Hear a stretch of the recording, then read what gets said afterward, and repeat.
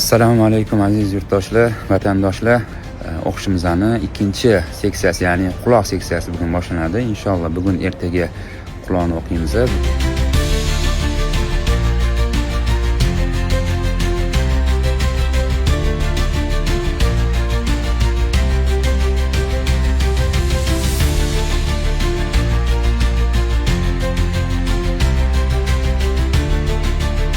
Ummon sultonligidagi Masqat shahrida eng katta masjid qilish ekan. Xudo xohlasa ichini kutib olib aylantirib ko'rsatamiz.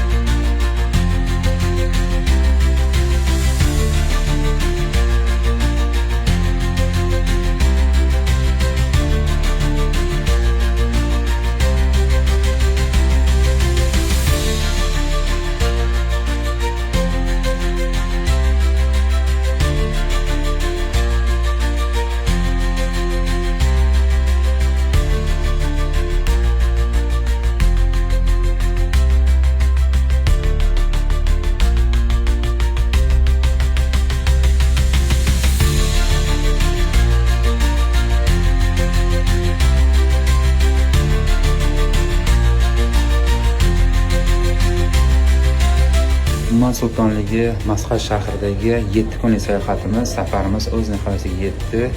7 kun davomida 4 kun o'qish, 2 kun Masqat shahrini aylanish, dengizi, safari hammasini maza qildik.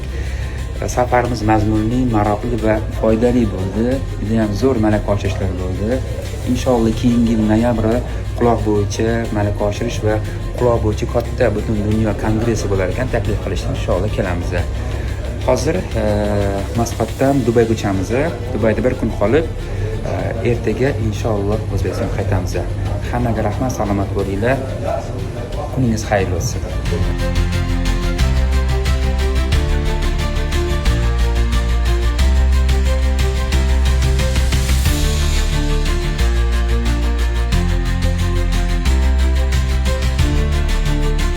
Safarimiz o'z nihoyasiga yetmoqda. Demak, 8 kunlik safar bilan chiqdik. 7 kun Ummon davlatida va 1 kun Dubayda bo'ldik. Inshaalloh bugun Toshkentga uchib ketamiz. Kuningiz xayrli bo'lsin, salomat bo'linglar.